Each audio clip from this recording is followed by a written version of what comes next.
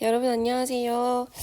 우리가 지난 시간에 전체적으로 서아시아 쪽 그리고 지금의 서아시아 쪽의 지도를 제가 보여드리면서 이 지도를 보여드리면서 여기서 일어나는 역사에 대해서 우리가 이제 배울 거야 라는 이야기를 했고, 그리고 시간 순서상 가장 먼저 페르시아, 그리고 이슬람 왕조, 그리고 이제 오스만 제국, 이렇게 세 개가 이 지역에서 역사가 진행이 된다, 이런 말을 했습니다. 그리고 현재의 그 지역의 아랍, 그리고 터키, 이란이 있는데 여기에 있는 민족들에 대해서 제가 구별을 조금 해드렸었어요. 아랍인이 누구인지, 그리고 터키인, 덜거린, 튀르크인, 중앙아시아에서 온 인족들이다, 사람들이다. 그 다음에 이란은 이 아랍 터키와 또 조금 다른 사람들인데, 아리아인이라는 사람들이 지금의 이란인이고 역사 속에서는 페르시아인들이다, 이런 이야기들을 우리가 했습니다. 이제 오늘부터는 조금 더 구체적으로 이제 들어가서 설명을 좀 해보려고 해요. 자, 오늘은 우선은 목표가 여기까지예요. 여기서 여기까지. 아케메네스 왕조 페르시아를 좀 배우려고 합니다. 좀 짧게 찍으려고 제가, 너무 여러분들이 지난번에 제가 막 1시간씩 녹음하고 해서 막 힘들었다라는 이야기가 있어서 오늘은 최대한 30분, 40분 정도로 짧게 이렇게 끊어서 올려드리려고 지금 목표를 잡고 있어요. 자, 그럼 먼저 들어가기 전에 서아시아사를 배울 때 유념해야 될 부분, 어떤 부분을 키포인트로 잡고 해야 되느냐.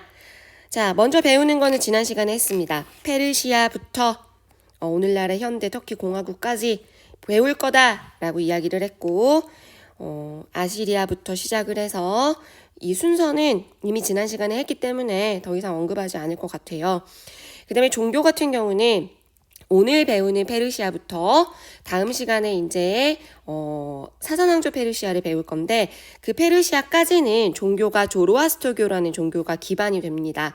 그런데 이제 7세기가 되면서 이슬람이 등장을 하죠. 그러면서 그 이후부터는 이쪽 역사가 이슬람을 기반으로 한다라는 거를 먼저 유념해 두시면 될 것 같아요.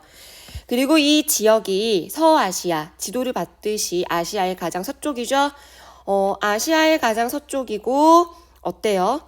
지중해를 건너서는 유럽이죠. 그리고 아프리카 반도이고, 아프리카 그 지형이고, 아프리카 지역, 그리고 그 윗부분은 유럽 지역이기 때문에 이 지역은 지리적으로 중개무역, 다양한 문화의 융합, 이런 지점이 특징이라고 보시면 될 것 같아요. 자, 그러면 이제 지금부터 이 지역을 배우겠습니다. 먼저는 아시리아, 그리고 아케메네스 왕조 페르시아, 이거를 중점으로 우리가 배워보도록 하겠습니다. 자, 이거를 먼저 봅시다. 자, 그 지역에 사실은 이렇게 아주 다양한 나라들이 세워져 있었어요. 근데 이 나라들을 통일한 나라가 바로 아시리아라는 나라입니다. 그리고 또 다시 짧게 아시리아가 이 서아시아 지역을 통일을 했지만 금방 다시 분열을 합니다. 그리고 이 분열 이후에 다시 통일한 나라가 아케메네스 왕조 페르시아예요. 그래서 오늘은 아시리아 그리고 페르시아, 이 두 개를 중점으로 배우도록 하겠습니다. 지도를 보자면, 자, 아시리아 보이시죠? 이 지도는 여러분들이 가지고 있는 교과서에 나와 있는 지도, 똑같은 지도예요. 아시리아의 최대 영역이죠. 지금 이 아시리아. 그리고 그 이후에 잠시 분열이 있었다가 그 분열 이후에 등장한 아케메네스 왕조 페르시아. 그 아케메네스 왕조 페르시아의 최대 영역은 이 정도로 넓었다. 그리고 수도였던 페르세폴리스, 이렇게 보시면 될 것 같습니다. 알겠죠? 그러니까 이 지도는 아시리아라는 그때의 역사, 그리고 아케메네스 왕조 페르시아라는 그때의 역사를 모두 담고 있는 역사 지도라고 보시면 될 것 같아요. 아시리아 먼저 봅시다. 아시리아는 방금 전에 언급 드린 것처럼 서아시아 세계를 상당 부분 통일한 나라예요. 그런데 이제 이런 지문도 나와요. 서아시아 지역을 최초로 통일한 나라이다. 이것도 맞는 말이라고 보시면 될 것 같아요. 왜 교과서에는 이렇게만 써져 있어요. 교과서에는. 근데 이제 2018년에 7월에 학평 모의고사를 제가 찾아봤더니 이 지문이 있더라고요. 그래서 이것도 맞다라고 보시면 될 것 같습니다. 근데 이제 여기에 이제 상당 부분이라는 말이 있으니까 이제 유념해 두셔야 될 것이 유대는 이 아시리아가 통일하지 않았어요. 여기 보면 화살표가 없죠, 여러분. 페니키아 뭐 등등등등 여러 나라들은 모두 다 어땠어요? 아시리아가 통일을 했습니다. 근데 유대는 통일을 아시리아가 하지 않고 다시 이제 신바빌로니아로 가는데 이 부분은 이제 너무 심화된 부분이니까 참고로만 알고 계시고 어쨌든 교과서 지문에 상당 부분 통일했다. 이것도 맞는 말이고 혹시나 뭐 수능을 보거나 이런 일이 있을 때 모의고사를 보거나 하실 경우에 이 지역을 최초로 통일했다라는 말도 아시리아에 해당되는 용어다라고 보시면 될 것 같다라는 우려감에 제가 언급을 해드린 겁니다. 이 지역은 기마전술이나 철제무기를 바탕으로 통일을 했어요. 그리고 니네베라는 곳에 도서관도 운영을 했다라고 합니다. 이 지도를 보면은 이 지도에는 이제 니네베라는 지역이 나오지 않는데 이 니네베라는 지역에 나오는데 여기죠. 그래서 이상해서 아까 제가 봤는데 니네베 여기 보이시죠? 그러니까 이 아시리아에서의 가장 발달했던 뭐 수도라고 보셔도 되고 지역이라고 보셔도 되는데 이 니네베라는 아시리아에서의 이 니네베라는 도시에 도서관을 운영을 했었다더라. 그럼 이거를 통해서 우리는 뭘 알 수 있느냐? 아시리아가 이런 무기나 기마전술 등으로 강력한 군사력을 토대로 이런 지역을 통일한 나라이기도 하지만 나름대로는 학문 연구도 했고 나름대로 지적 수준도 높았다. 그 증거로 알 수 있는 것이 니네베의 도서관이다. 이렇게 보시면 될 것 같습니다. 교과서에는 이런 말은 언급이 되어 있지 않아요. 우려감에 제가 이제 알려드린 거고. 자, 결국에는 어떻게 멸망을 했느냐?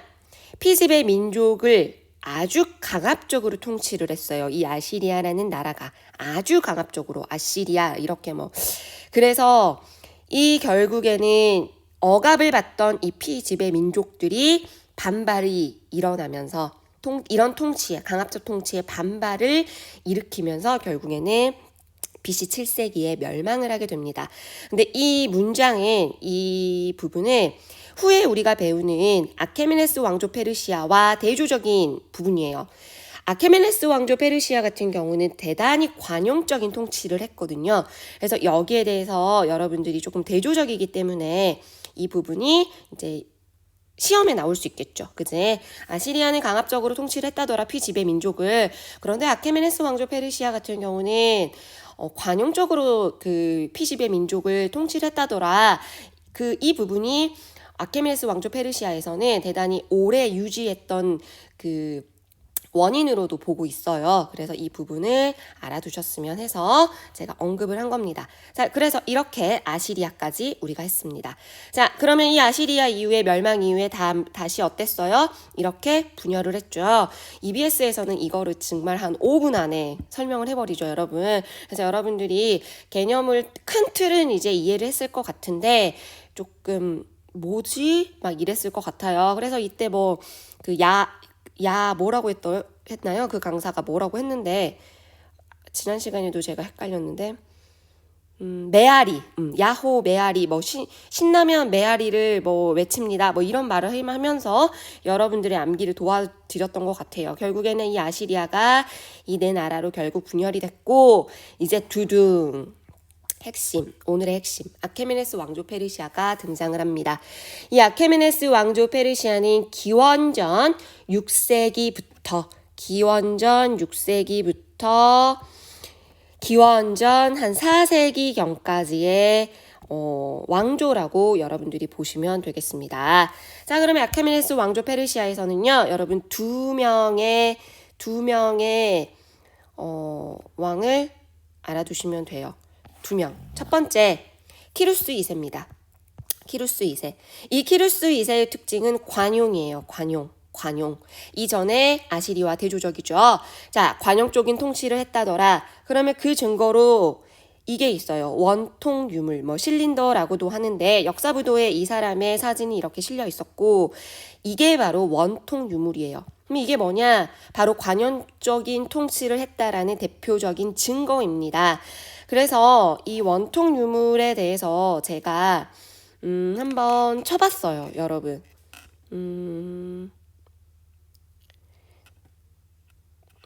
지워버렸는데, 자, 이 원통 유물이라는 것이 이 안에 여기에 자세히 보면 이제 여기에 보이지 않는데 제가 지워버려가지고 시간상 그냥 껐는데 여기에 이제 본인이 이 키루스 2세가 어떻게 보면은 최초의 이 지역에서의 최초의 인권 선언문 같은 느낌? 이거는 이제 제 사견입니다. 이곳에 이 나라들에 대해서 어떻게 통치를 했는지를 기록을 해놓은 유물이에요. 그래서 여기에 나와져 있는 이 기록을 이제 해석을 해봤더니 이 사람이 관용적으로 이 지역을 통치를 했구나 라는 거를 알았다고 합니다. 그래서 이것이 이 키루스 2세가 관용적 통치를 했다라는 증거로서 유적으로서 원통 유물 이렇게 보시면 될 것 같습니다. 제가 여러분들한테 이거를 보여드리려고 따로 펼쳐놨었는데 오면서 제가 지워버린 것 같아요. 죄송합니다. 그래서 이 정도만 알아도 무방하기 때문에 그러면서 이제 계속해서 이 지역을 통일하고 하나하나 후세로 이어가면서 이 서아시아 세계를 재통일해 나가는 그런 모습을 보인 키루스 2세 실린더 원통 유물 관용적 통치의 대명사이다. 이렇게 보시면 됩니다. 그 다음에 두 번째 키루스 2세 다음에 이제 전성기 때 왕이 나와야겠죠. 전성기 때 왕이 바로 이 다리우스 1세입니다. 전성기 때 왕이고요. 이 아케메네스 왕조 페르시아의 중앙 집권적 통치를 이루어낸 전성기 때 왕이다. 그렇게 보시면 돼요. 그럼 어떤 식으로 전고성기 때 이 왕조를 운영을 했나? 먼저는 페르세폴리스라는 도시를 건설을 했어요. 그리고 이 넓은 아까 제가 지도를 보여드렸죠. 이 넓은 지역. 엄청나게 넓은 영토이죠.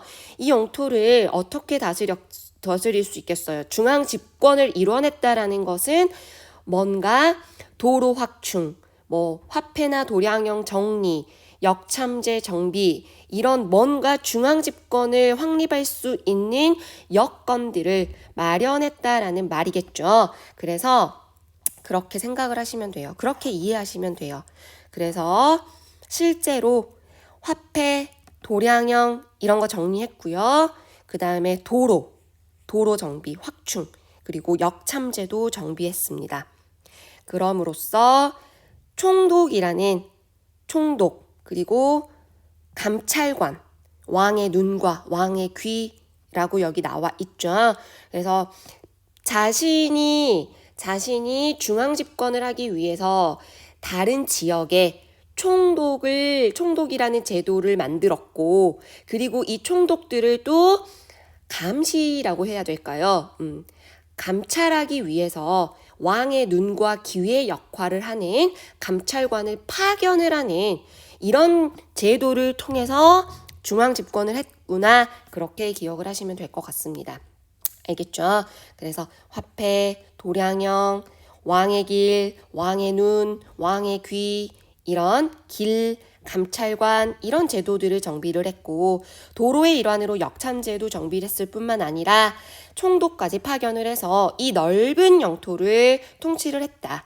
그러니까 이 사람은 다리우스 1세는 전성기이고 여러분들이 지금 외울 게 많다라고 생각하실 필요가 없는 게 결국에는 다 같은 말이죠. 이 넓은 영토를 다스리는데 필요한 제도나 그 밖에 물리적인 환경을 조성을 했다. 이렇게 보시면 될 것 같아요. 그리고 이 지역에 페르세폴리스라는 수도 여기 보이시죠? 그래서 이렇게 보시면 될 것 같습니다. 대표적인 유적으로 비시툰산 기념비가 있어요. 그래서 제가 이제 이 페르세폴리스에 대한 내용에 대해서는 여러분들 교과서에 이제 사진으로도 나와 있거든요. 그 종교와 관련지어서 아우라 마즈다라는 이 조로아스터교 종교와 그 맞물려서 페르세폴리스에서 발견된 이 문화, 그 교과서에 자세히 나와 있습니다, 여러분. 그래서 교과서를 보셔도 되고, 그 밖에 이제 제가 따로 정리해 놓은 것이 이제 이거예요. 자, 이 페르세폴리스 유네스코 세계 유산으로 지정이 됐다라고 합니다. 그래서 봤더니 다리우스 1세 때 아키메네스 왕조의 수도였다더라. 그리고 이 페르세폴리스 유적지가 엄청난 고고학적인 유적지로 평가를 받고 있다더라. 왜 그랬느냐? 웅장한 왕궁 복합 단지를 창건했다라고 해요. 그래서 한번 쭉 간단하게만 볼까요? 페르세폴리스는 뭐라고 나와 있어요? 전형적인 수도들 가운데 최고래요. 최고.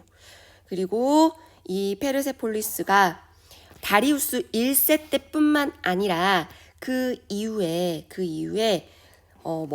아들이었던 크세르크세스 대왕, 그리고 그 손자인 크세르크세스 그 손자까지 대대로 그 왕들이 이 지역의 페르세폴리스 지역의 왕궁 복합 단지를 만들었다라고 합니다. 그래서 오늘날 대부분 볼 수 있는 이 페르세폴리스의 작품들은 주로 그 다리우스의 아들이었던 손자였던 크세르크세스의 작품이었다라고 해요. 아들이죠. 아들의 작품이었다. 그렇게 보시면 되고, 그러면 대표적으로 사진들을 좀 보셨으면 좋겠어요. 이제 이 페르세폴리스 지역은 아까 제가 지도로 보여드렸으니까 패스하고, 자, 이게 지금 현재 페르세폴리스의 왕궁 복합단지라고 유네스코에 등재되어 있을 정도의 그 단지의 사진들을 간단하게 보도록 하겠습니다. 그래서 페르세폴리스. 보이시죠? 이런 유적지들. 이런 유적지들.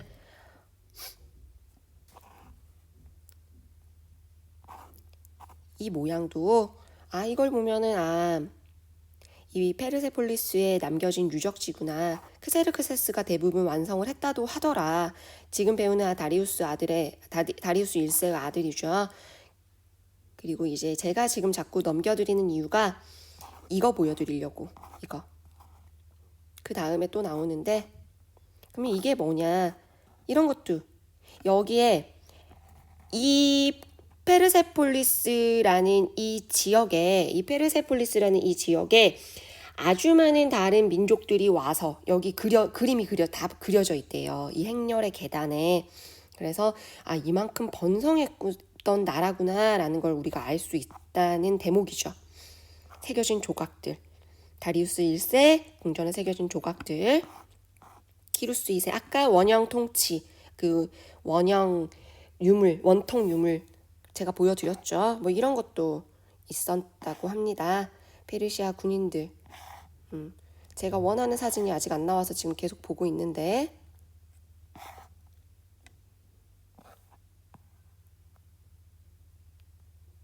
자, 이게 제가 원하는 사진이에요.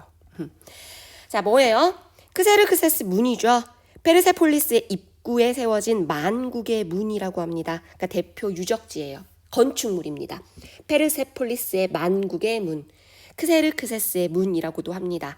다리우스의 아들이었던 크세르크세스가 세운 문이죠. 그러니까 이게 대표적인 아케메네스 페르시아의 건축물로 유명하거든요. 그래서 이거를 보여드리려고 제가 계속 여러분들에게 사진을 보여드렸습니다. 기억하세요. 이따 다시 언급할 거예요, 여러분.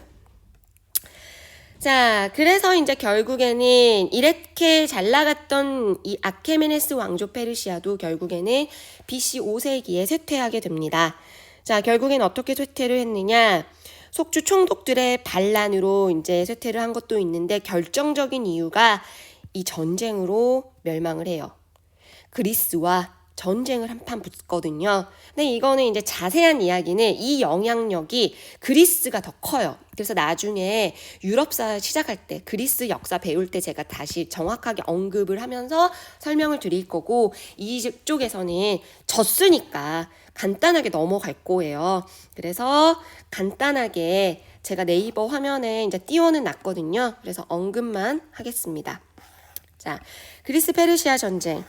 그리스와 페르시아가 한판 붙는 전쟁이었는데 두 번의 실패를 맞았다라고 해요. 그리고 이때 마라톤 전투라는 말이 나오면서 마라톤 경기도 여기서 나옵니다. 마라톤 전투는 아테네랑 페르시아 군대랑 싸웠어요. 누가 봐도 페르시아가 이길 싸움이었어요. 왜냐하면 어쨌든 그런데 이제 결국에는 아테네가 이겼죠. 하지만 이겼지만 페르시아군이 또 다시 해상으로 공격해 올 거라는 소식이 있었기 때문에 이거를 그리스의 한 아테네 군인이 이 소식을 아테네로 정말 달려가서 알렸다라고 합니다. 그래서 여기서 마라톤이 전에 시작됐다? 기원이라고 보시면 될 것 같고, 지금의 페르시아의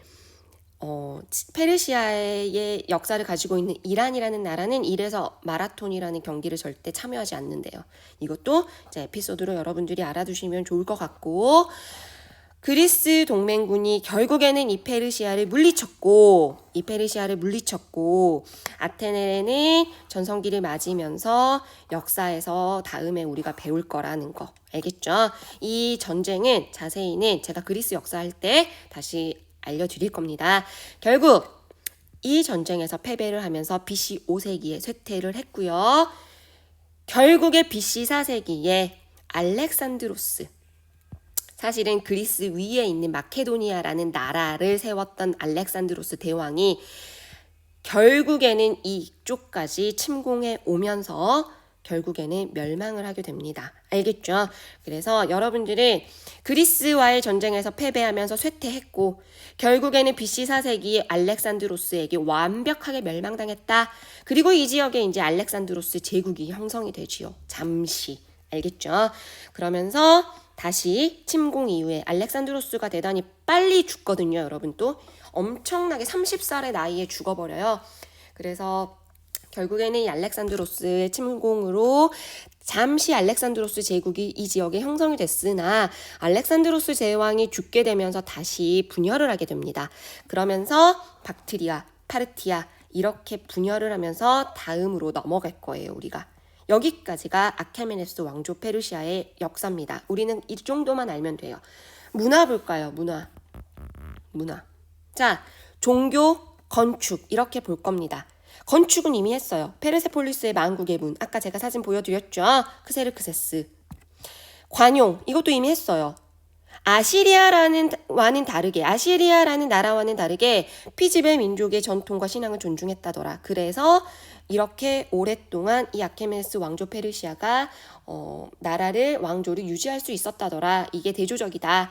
그리고 이거에 대표적으로 키루스 2세의 원통 유물 보셨죠? 자, 그럼 이제 지금 여기서 언급할 거는 종교입니다. 조로아스토교. 자, 아까도 초반에 개관할 때 제가 말씀드렸어요. 이 지역은 이슬람이라는 종교가 주도적으로 이 지역을 이슬람이라는 문화권의 나라다라는 말을 했는데, 하지만 이슬람이라는 이 종교가 7세기에 등장을 하죠. 그러면 이슬람이라는 7세기에 이 종교가 등장하기 전에 세워졌던 두 페르시아, 아케메네스 왕조 페르시아, 사산 왕조 페르시아, 이 두 페르시아가 어떤 종교를 믿었느냐? 바로 이 종교입니다. 조로아스토교. 그래서 이 조로아스토교라는 종교는 자, 먼저 간단하게 제가 읽어볼게요. 동영상 볼 건데 간단하게 아우라 마즈다라는 사람이 아니죠. 신이죠. 신을 숭배합니다. 이 신에 대한 사진은 교과서 71페이지에 나와 있어요, 여러분. 자, 이원론적인 우주관, 선과 악, 유일신, 그리고 최후의 심판 이런 개념들을 이 종교에서 최초로 만들어냈어요. 그리고 이게 유대교, 키리스트교, 이슬람교 지금 현재 가장 영향력 있는 종교에 영향을 줬다라는 것. 그러니까 중요하겠죠.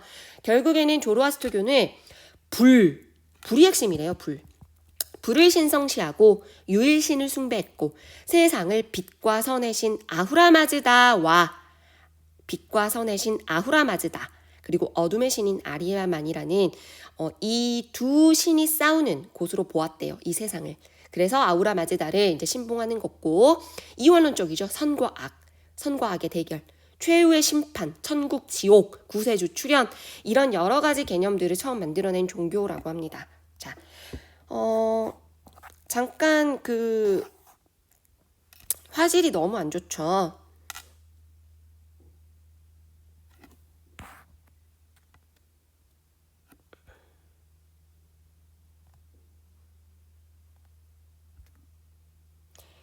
이 조로아스터교 종교에 대해서 동영상을 제가 찾아서 한번 보실래요? 예수보다 수색이 앞서 한 남자가 이곳에서 태어났고 그의 깨우침은 지금도 전 세계를 주름잡고 있습니다.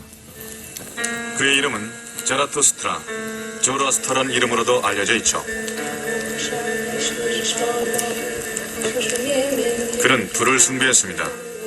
깜빡거리는 불꽃 속에서 그는 이전에 그 누구도 알지 못했던 것을 터득했습니다. 신 앞에 모든 인간의 평등함과 선인과 악인을 위한 천국과 지옥, 구세주의 등장, 최후의 심판 같은 개념들을 깨달았던 것입니다.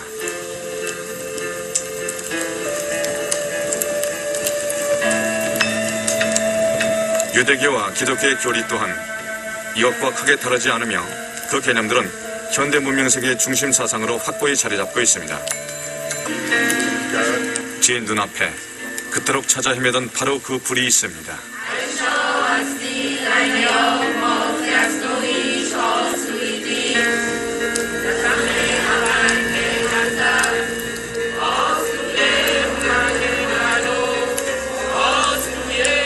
저는 신도들 사이에 둘러싸였습니다. 그들이 뭐라고 하는지는 알 수 없지만 표정만으로도 충분히 이해할 수 있었습니다. 저는 2500여 년간 단 한 번도 꺼진 적이 없이 타오르고 있는 불꽃을 바라봅니다. 자라투스트라가 처음 피운 불꽃은 불에서 불로 지금까지 전해 내려왔습니다.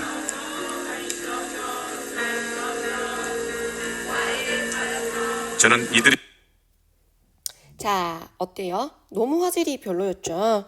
근데 그래도 이런 영상을 잠시라도 보면서 여러분들이 조로아스터교라는 종교에 대해서 좀 기억을 했으면 해서 이런 거를 보면은 그래도 머리에 박히거든요. 단순 암기, 글로만 암기하는 것보다. 그래서 아우라마즈다. 빛과 선의 신이었던 아우라마즈다. 그리고 이원론적이다. 선과 악이라는 이런 개념, 그리고 유일신, 그리고 계속 불만 보였죠. 영상에서 계속 불만 보인 것 같아요, 여러분. 그죠? 그래서 최후의 심판, 이런 개념들을 이 종교가, 이 조로아스터라는 사람이 만들어냈고, 이 종교가 결국에는 유대교, 크리스트교, 이슬람교에 영향을 줬다. 여기까지 여러분들이 기억을 하시면 될 것 같아요, 여러분. 자, 그 다음에, 제가 사실은 하나를 더 준비했었는데 깜빡하고 그냥 넘어가 버렸어요.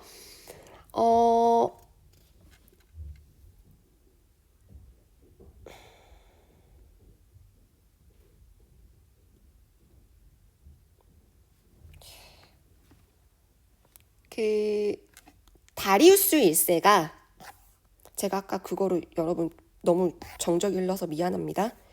아, 여기 있네. 내가 말을 안 한 것 같아가지고 여기 있죠. 여기서 말을 안 했어요. 안 하기는. 그죠? 유적지가 있다라고 했었거든요. 누구냐면 지금 아케메네스 왕조 페르시아에 지금 2명의 왕 했죠. 우리가 키루스 2세는 그리고 다리우스 1세. 다리우스 1세가 전성기다고 하면서 이 여러 가지 제도를 확충한 거에 대한 이야기를 했는데 유적지 이야기를 안 해버렸죠. 그지? 그래서 이 유적지가 있다라고 해요. 비시툰산 기념비라고 해서 자신의 전승 기념비인데 이제 이것도 이제 암기하시기 좀 힘드실 것 같아서 제가 그냥 영상을 하나 찾았어요. 한번 봅시다. 산길을 달린 지 5시간 만에 거대한 암벽산을 만났다. 이곳 베이스트는 그 옛날 메소포타미아와 엑바타나를 잇던 고대 무역로의 중간 지점이다. 이곳을 지나던 많은 이들에게 베이스트는 의문의 대상이었다. 방금 말한 비시툰산이라고 보시면 돼요, 여러분. 바위산의 높이는 500여 미터, 지상으로부터 69미터 높이에 부조와 비문이 새겨져 있다. 베이스툰 비문을 가까이서 보는 것은 목숨을 건 모험이다. 맨몸으론 가파른 경사면을 40m 이상 오를 수가 없다. 이 정도 촬영이 가능해진 것도 이란 정부가 보수공사를 위해 구조물을 설치한 덕이다.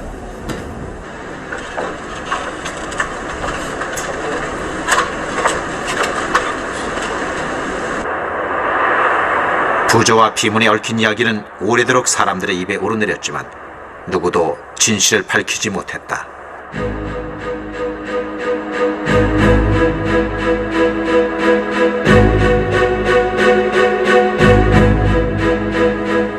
예수와 12제자라는 이야기도 있고 모세와 유대인들이란 이야기도 흘러다녔다.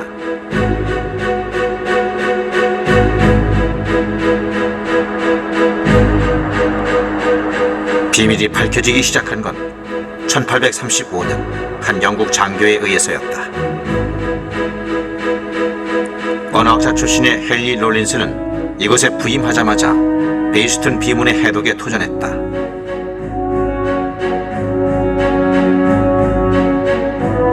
그는 산 정상에서 밧줄을 몸에 감고 내려와 한 손으로 줄을 잡고 한 손으로 내용을 베껴가며 비문 전체를 복사했다. 베끼는 데만 10년이라는 세월이 걸렸다.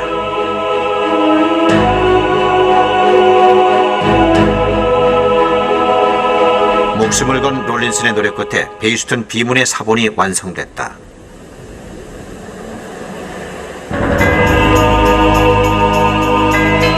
철골 구조물을 치우고 자세히 살펴보면 비문은 모두 4개의 면으로 나뉘어져 있다. 그러나 부조의 왼쪽 아랫면은 오른쪽 윗면의 것을 그대로 옮긴 것이다. 마모가 심해 다시 새긴 것으로 보인다. 결국 비문은 3개의 면으로 이루어진 셈이다. 학자들은 가장 짧고 간단한 것부터 1문자, 2문자, 3문자라고 불렀다. 오랜 연구 끝에 1문자는 고대 페르시아어, 2문자는 엘람어, 3문자는 아카드어임이 밝혀졌다. 아담 다라야 마우시 훗사야시아 바자르카 훗사야시아 남 훗사야시아 파르사이. 네이버에 첫 돈이 너무 좋은 영상이 있어가지고 보여드린 거고, 어때요? 비시툰산 기념비, 이제 다리우스 1세 바로 그 전승을 기념하는 기념비다, 이렇게 보실 수 있겠죠. 자, 여기까지 해서 오늘은 짧게 아케메네스 왕조 페르시아까지 하고, 다음 시간에 이어서 이제 박트리아, 파트리아 나누어져 있고, 그 다음에 이제 사선왕조 페르시아 다음 시간에 저희가 공부를 해보도록 하겠습니다. 고생하셨습니다.